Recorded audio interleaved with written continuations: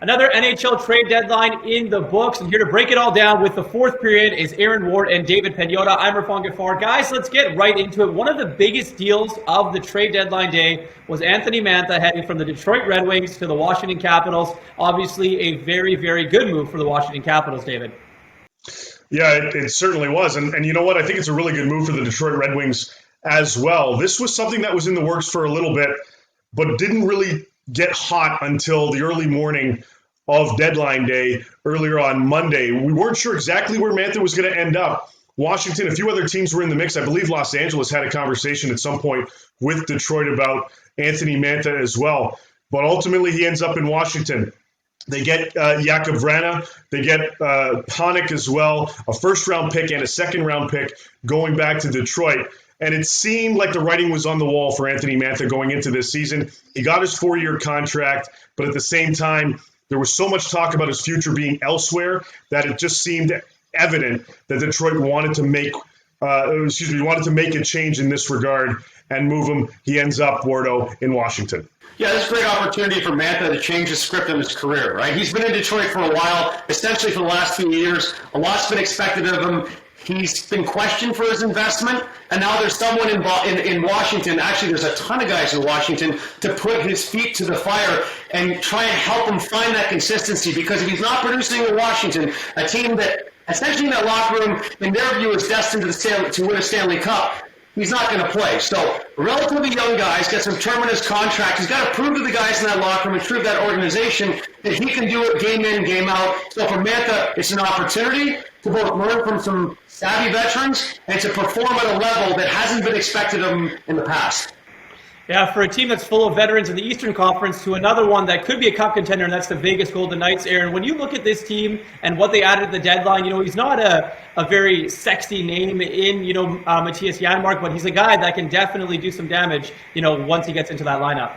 Yeah, I'll use another S word, savvy, right? So nothing's mortgaged from the Vegas Golden Knights. For me, it's their Western Conference to win. This is a team that's positioned themselves well. They have the best tandem in the National Hockey League back there in net. They've got some structure, some familiarity with all these guys. You bring in a guy in Janmark that really is not a whole lot of risk. He can put the puck in the net. I imagine, though, they soon will integrate into the lineup very well. So to bring in a guy that can put the puck in the net for a team that, already has a fair amount of talent there, they can use him on special teams. But, again, it's the rich getting richer in this case.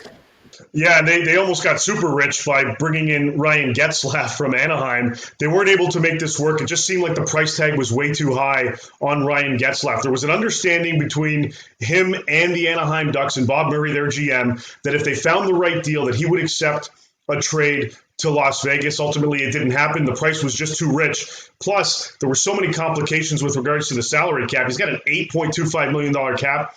Anaheim would have had to eat half. They would have had to get a third team involved, and there might have had to been another component going out of Vegas to make this one happen. It was complicated, but it didn't matter. The price tag was too high. They end up with Janmark, and I agree with you, Wardo. I like this move for them. He can play the wing. He kind of plays center, but more so situated on the wing. He did well in Dallas when they tried to capture that Stanley Cup against Tampa last season. A good move for Vegas. Guys, we always want to judge the deadline deal as it happens and talk about the biggest winners and the biggest losers, but I want to ask you guys this. We'll start with you, Aaron. What surprised you the most about this trade deadline? Well, I think it's a lack of liquidators. I was just assuming that Buffalo would be basically pulling up their American Hockey League team. Detroit, similar. But instead, there was very little moving. The fact that Hall and Montour went early, is Skinner going to go? Unlikely, but I just assumed there would be so many guys leaving that locker room, and it didn't happen. So my question is it this year's salary cap? Is it fear of next year's salary cap and the number of teams that have guys to sign? Whatever it is, there was far less action with the bottom feeders in the National Hockey League, and that, for me, was the biggest surprise.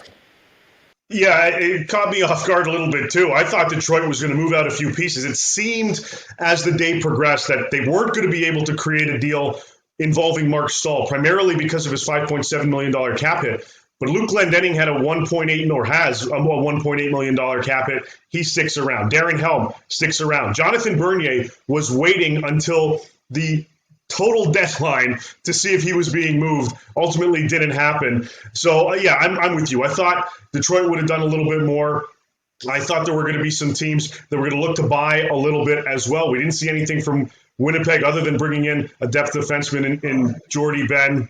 We'll see ultimately if it pays off for them. But like you, I'm surprised we didn't see more guys end up moving, even though we had 15 trades happen today. The shocker for me is the number of contending teams that needed backup goaltending and that Bernier is still sitting there really has me puzzled. All right, gentlemen, thank you so much for this. And for more on the NHL trade deadline, the news, the notes, everything, head on over to thefourthperiod.com.